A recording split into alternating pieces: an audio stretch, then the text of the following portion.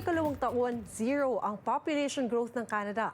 Ayon sa pagtataya ng Ottawa, tanging mga immigrants lang ang magpapalago ng populasyon ng bansa sa mga susunod na taon. Ang report mula kay Rhea Santos. Higit 800,000 katao ang dumagdag sa populasyon ng bansa noong 2024 na kinabilangan ng mga temporary at permanent immigrants ayon sa Statistics Canada. Ang natural population growth ng Canada nasa 34,000 katao lamang noong panahong iyon. Pag tinignan mo yung datos, talagang ang populasyon ng Canada since the 1960s has been mostly, yung increases in population has been mostly driven by immigration talaga. So yan na magtutuloy-tuloy yan sa long term. Yung nakikita natin ngayon na zero population growth, tapos may mga pinapauwi tayo mga kababayan, this is only short term. Tinataya ng Parliamentary Budget Officer ng bansa na ang 2026 ang ikalawang taon na walang natural na paglago ng populasyon. Ibig sabihin, nauungusan ng bilang ng namamatay ang ipinapanganak. Sa isang government report noong 2024, pagdating ng taong 2032, ang paglago ng populasyon ng Canada dahil sa mga newcomers. Selective din, ang Canada in terms of klase ng immigrants na pinapapasok, yung sa economic economic considerations ang nangunguna dyan.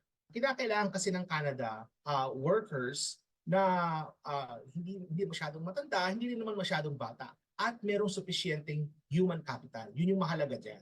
So yung human capital, ang ibig sabihin, sila ba'y merong mga skills, sila ba'y merong mga level of education na necessary para mapunan yung mga pangangailangan ng ekonomiya ng Canada.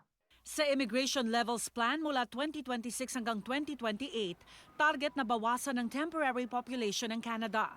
Dapat mas mababa ito sa 5% lamang ng kabuoang populasyon ng bansa pagdating ng 2027. Nakapako naman sa 380,000 lamang kada taon ang permanent resident admission sa loob ng 3 taon.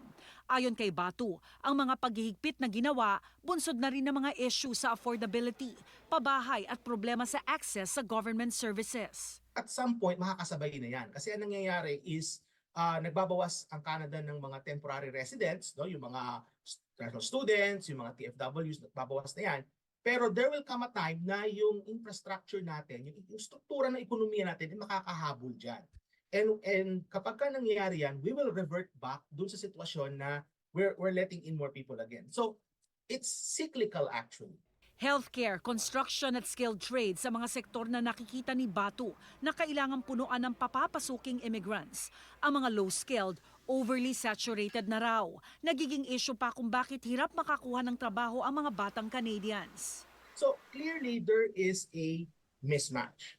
And this is one of the I would have to say weaknesses of Canada's immigration policy, which is that while it's able to attract people with education, with skills, but in terms of it being able to fill gaps in certain sectors, mahina pa rin, no? Parang we're using square pegs in round holes. Ang susi dito is to identify the right profile of an immigrant to match the economic needs. Ayon sa mga mananaliksik, ngayon lamang nila nakita na nakasandal ang paglago ng populasyon ng bansa sa immigration. Rhea Santos, Omni News, Vancouver.